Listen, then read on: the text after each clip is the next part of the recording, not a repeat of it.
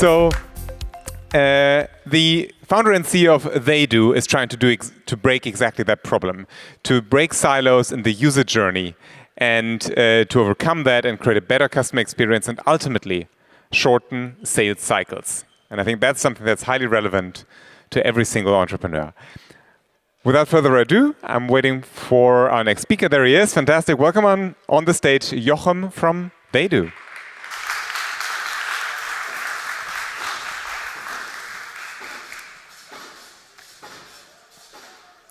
The hardest part of going here to this community and doing the talk on stage is selecting the song to walk on stage. So you didn't hear it because I think the timing was off. So that was my biggest problem. And today, I actually want to basically follow up on the chat from Verdane because we ended on like the most important thing is the go-to-market, right? Aligning that with what your customers need and therefore creating value for them.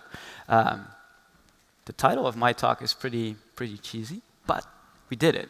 And this is a CEO diary. So I am actually going to share all the mistakes that I as a CEO made and have overcome to get us on track to grow fast and set up a business that is challenging the notion of having silos at the enterprise. But I'm not going to talk about the product today so much or how we're using AI in our product and how we're changing that in our go-to-market. No, it's literally like, what did that journey to creating this company look like from a go-to-market perspective?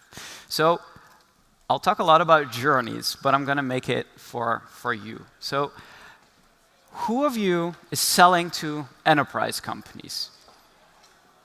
Great. Who's a founder? Same? All right. So you're probably going to walk in my shoes. Maybe you have walked in my shoes. I'll tell you where in the journey we are in a second. But what is relevant, even if you don't sell to enterprise customers, like what we just saw, it's about creating lasting value. And tying your company around the product that you have should go hand in hand.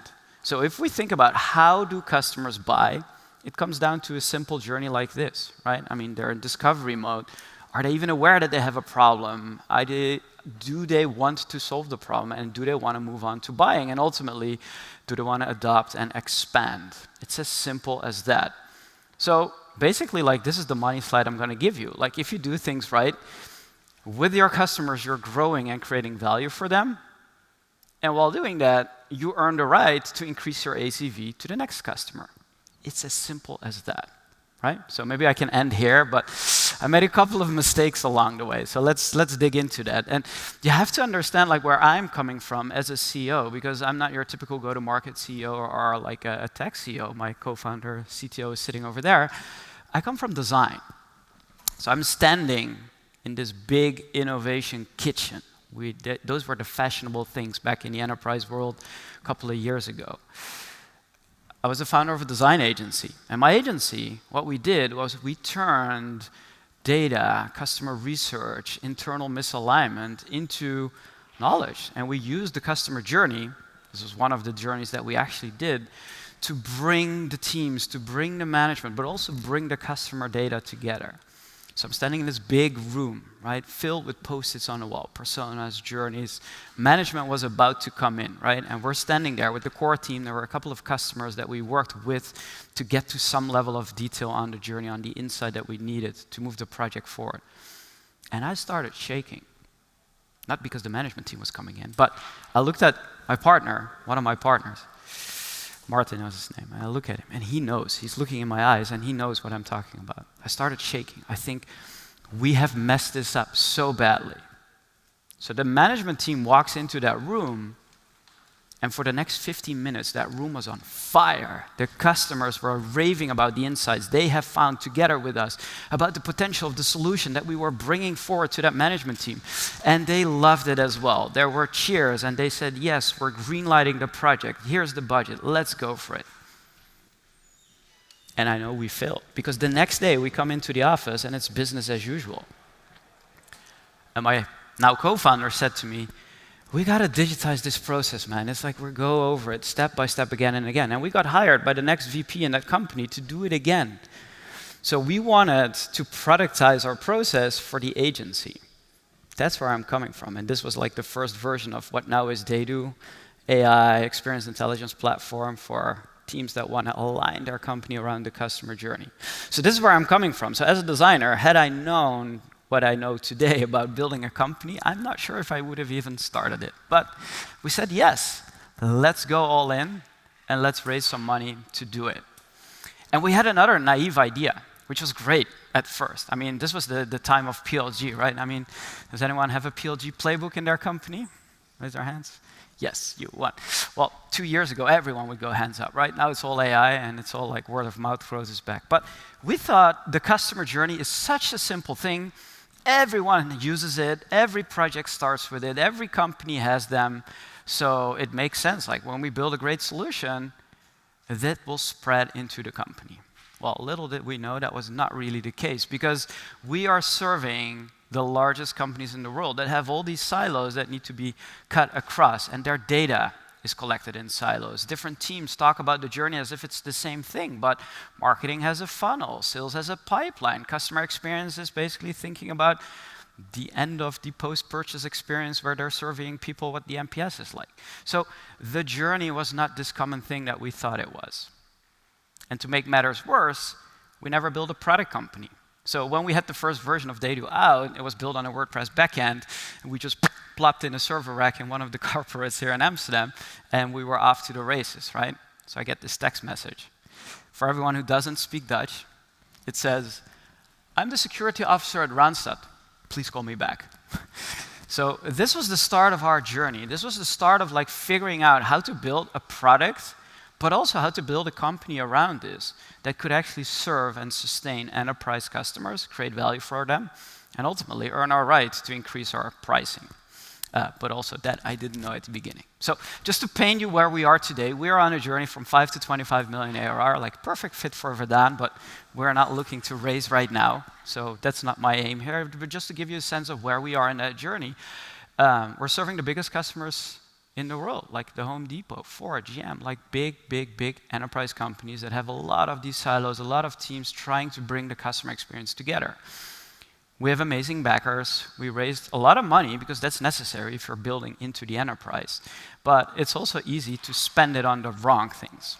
So this is our journey to value, and it's literally a trademark we're trying to get, because we have crafted our process, our go-to-market, our business around the value that our product is creating for our customers while walking in their shoes. So as a designer, you can imagine my aversion to sales when I started this company. Today, I love it, but only because we are actually solving problems. We're helping our customers realize this value, and our company is designed to create it. But it starts with making mistakes. So 2 years ago, 2.5 years ago, I made the biggest mistake that set our company growth back a year. I hired the wrong leader.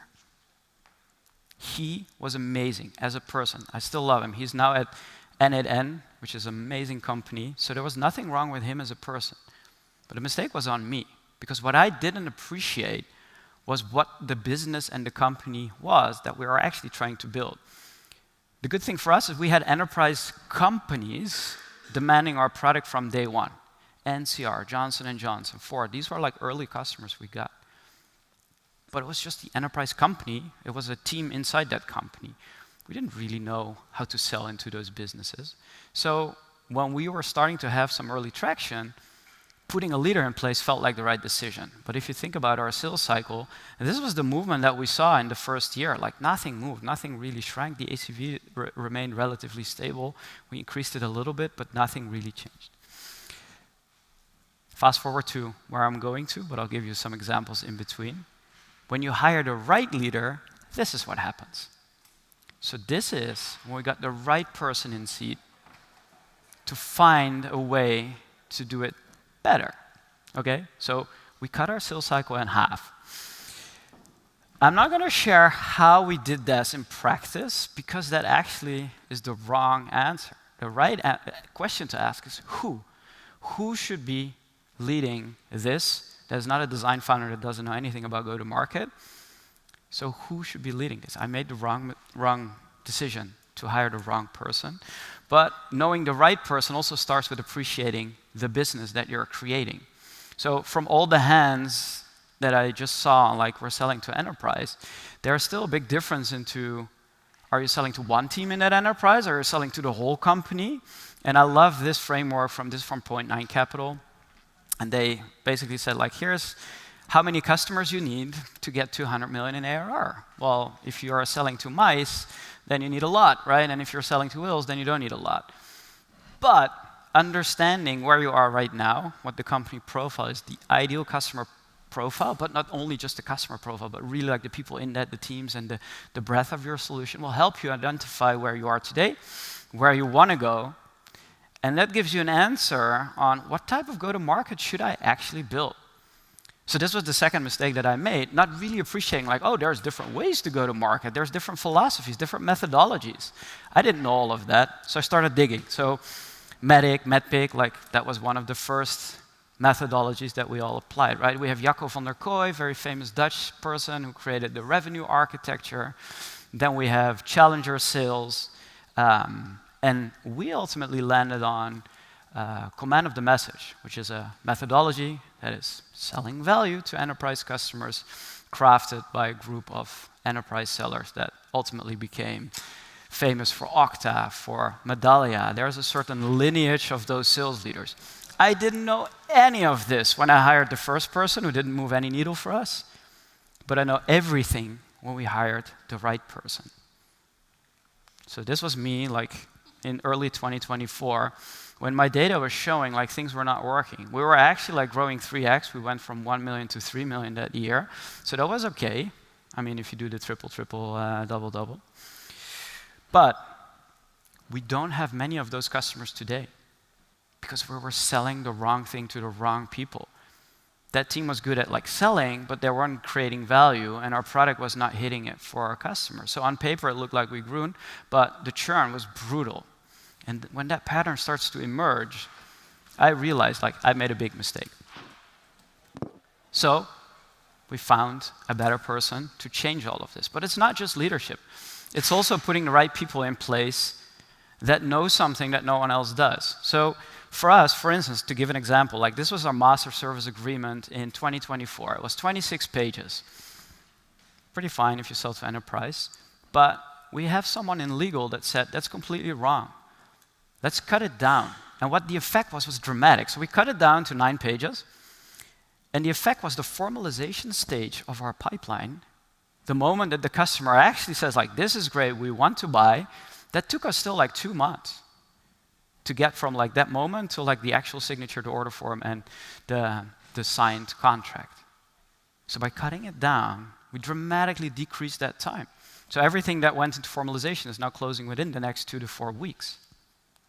Pipeline is a system. It's not a funnel. I would dare to say it's a journey, but I won't go that far. But in that journey, you have to understand, like, where is the customer value you're creating? So one thing that we did was we moved qualification one step further into the pipeline. It's not like, oh, are you our ideal customer? Do you want to do something with journeys? It's like, no. What is the business impact that you want to make? How do you actually show up to the role? Where do we fit in? Can we actually solve your problem and do it in a different way? So by asking all these questions, we started to unravel more, and then we're qualifying that into our pipeline. Today, if I look into my pipeline, I can look 6 months out. We have a historic win rate of 30% that is consistent across quarters on our qualified pipeline, not on our total pipeline, on our qualified pipeline. So I'm building a predictable system. Another good example of a mistake I made is like not appreciating the differences in like who do you have on the other side of the table. It's enterprise. There's a lot of people there, but you at least need to have a champion. So I'm sitting with Kimberly Clark 2-3 years ago. They are like for diapers and Snuggies and Huggies, and I don't know what they all have, but like as long as it's like poo or pee or snot, they do it. I'm sitting with that company. I'm sitting with the VP of design. Amazing person, Andy, love that guy. And he's like, we're going all in on journey management. And I believed him. But I was talking to what we call a coach. He wanted to do this, he saw opportunity, but what he didn't have was influence in his company. And our rep that was working with me on the deal, they never closed this deal. So in our pipeline, like ultimately, we closed it last year with a better process and a different approach. But that sales cycle was like 500 days. It was insane. And if you then go into your data and look into like, hey, how is our sales cycle performing? Well, then that 200-day average is not that bad. So figuring out what the difference is between a champion and a coach was essential for us to learn as a company and for me to appreciate as a CEO. Because there are reasons why people are a coach. And they're great because they can find you a champion, but they're not great because they don't have any influence in the organization. So your deal will not move forward. Even though they see everything you see the same way, you won't have a deal. It wasn't until we found a real champion and someone who was willing to buy that we could move it forward. Now, I said this wasn't a talk about AI and about product, but there are a couple of things that we as a company did and are caring about. So one of the things that we are now seeing is that there's no reason to have people handling inbound anymore. You can completely do that with AI. And we're building towards a ratio where we have 1 SDR and 10 AEs. It sounds incredible because like it used to be like 1 in 3 is like the norm. We're at 1 to 4.5 right now, so we're building towards this. But what I'm seeing is that AI can handle all the inbound, and in outbound is like a totally different game. But what we also found when looking into the data and why champions and coaches are important, when we had both, and we had someone, what we call the economic buyer, the person ultimately having the business problem that we were trying to solve, when those 3 individuals were there, we have a 70% win rate on all pipe. Not even on our qualified pipe, but done on all pipe. So basically, understanding like how important it is to have a coach, but also a champion, led us to prioritize those companies first and really making sure that we have the value that we can deliver to them. I hated value. It was so vague for me. I was like, oh, we have to do value selling because that's ultimately what we are building here. But I want to demystify that a little bit by giving you an example. It's too much to go over the entire framework right now, but it goes something like this. So first, we want to identify what is the actual problem your product is solving, right? Why is journey management critical? And then following these steps, ultimately getting to how are we doing it differently than anyone else, and what is the impact of that?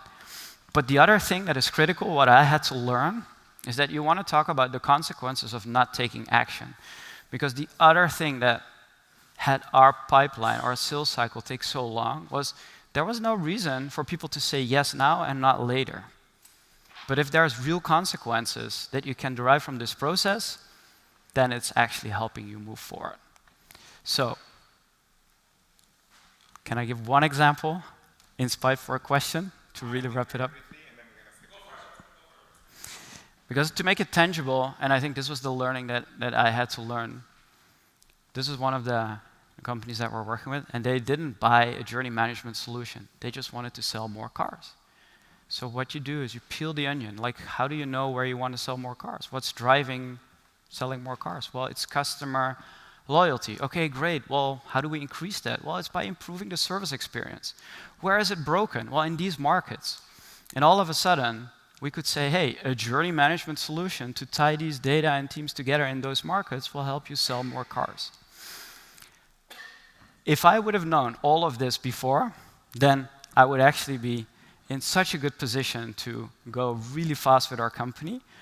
But what I've learned, and what I want to give you, and this is the money slide that ties all of these things together, is you have to follow the journey to start creating value to earn the right to increase your ACV. So curious to hear what your next step is, and if you want to hear more details on what we did wrong, please find me.